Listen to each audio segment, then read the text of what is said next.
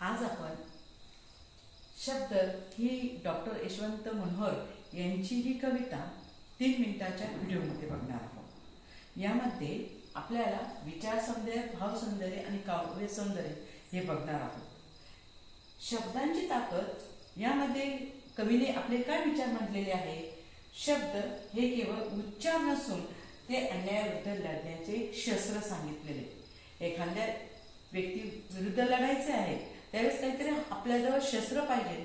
जसं एखाद्या व्यक्तीवर विरुद्ध लढण्यासाठी केवळ शब्द हे उच्चार नसून अन्यायाविरुद्ध लढण्याचे एक शस्त्र सांगितलेले आहे। स्पष्टीकरणामध्ये सांगितलेलं आहे की यामध्ये कवीचं मत आहे की समाज झोपलेला असतो किंवा अन्यायाने गाजलेला असतो, त्यासाठी शब्द हे क्रांती करतात, एक मशाल घेऊन या ठिकाणी काय करतात, पेटतात आणि त्यामध्ये विचारांचं स्पष्टीकरण त्या ठिकाणी सांगितलेलं जातं। सत्याची साच त्यामध्ये सांगितली जाते। हीच ताकद खरी शब्दांची आहे असं कवीने यामध्ये सांगितलं। म्हणून कवीने एक उदाहरण यात सांगितले, शब्दांनीच मला जगण्याचं बळ दिलेलं आहे आणि संघर्षाची वाट दाखवलेली आहे।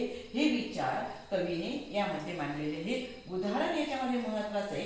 हे तुम्ही एवढे 3 मुद्दे लिहिले तर तुम्हाला मात्र विचार सौंदर्य जर विचारलं तर 2 मार्कासाठी एवढे 3 मुद्दे असे लिहायचं आणि 4 मार्कासाठी विचारलं कवितेचे विचार सौंदर्य स्पष्ट करा तर एवढे याचं उदाहरण देऊन सगळं स्पष्टीकरण करायचे। ही महत्वाची ट्रिक्स याच्यामध्ये सांगितलेली। पुढे सांगितलेलं आहे की यामध्ये आपल्याला त्यांनी शब्दावरील प्रेम, भाव सौंदर्य सांगितले। मुद्दा आहे शब्दांची आणि रक्ताचं नातं हे कृतज्ञता आहे। रक्ताचं नातं कोणासाठी येतं स्पष्टीकरणामध्ये, आई वडील आपले सखे जे काही नातेवाईक आहेत त्यांच्याशी येतं। म्हणजे ज्यावेळेस कवी म्हणतो का दुःखात असो किंवा एखादा सुखाचा प्रसंग असो त्यावेळेस मात्र ते आपल्याला मायेने जवळ घेतात, कुरवळतात। त्यातूनच शब्दाची प्रती यामध्ये कमाल सांगितलेली आहे, ती भावनिकता सांगितलेली आहे आणि ही भावनिकता म्हणजे भाव सौंदर्य सांगितलेले। ही कृतज्ञता आई वडिलांविषयी, रक्ताच्या नातेविषयी यामध्ये व्यक्त केलेली हा एक महत्वाचा भाग सांगितलेला आहे।